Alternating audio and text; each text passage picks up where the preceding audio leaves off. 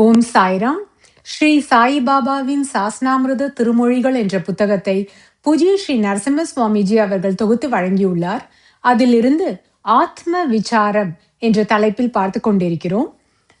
1917 October மாதம் பாபா பம்பாய் மாது ஒருவரிடம் பேசினார். ஸ்ரீ சாயிபாபா: தாயி, என்ன வேண்டும்? கேளுங்கள். மாது: பிறப்பு இறப்பு என்னும் சுழலிலிருந்து விடுதலை வேண்டும். ஸ்ரீ சாயிபாபா நகைத்தவாறு: இவ்வளவுதானா உங்களுக்கு வேண்டும்?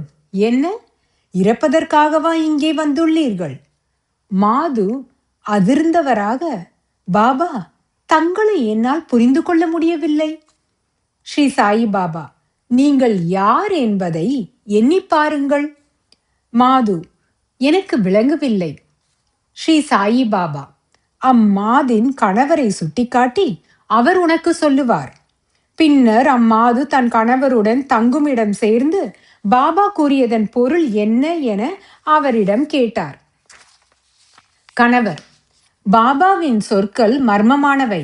அவர் என்ன பொருளுடன் பேசினார் என்பது எனக்கு தீர்மானமாக தெரியாது.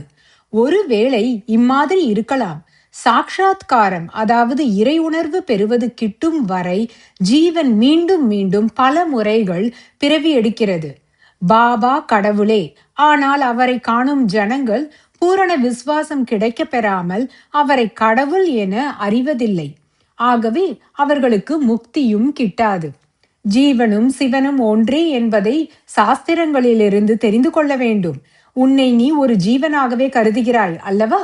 மாது: ஆம். கணவர்: பாபாவும் சாத்திரங்களும் கூறுவது உன்னை சிவம் அல்லது கடவுள் என உணர வேண்டும் என்பது.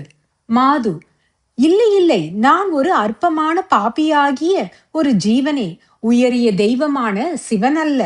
கணவர்: உன் உணர்வு அப்படி இருக்கலாம்.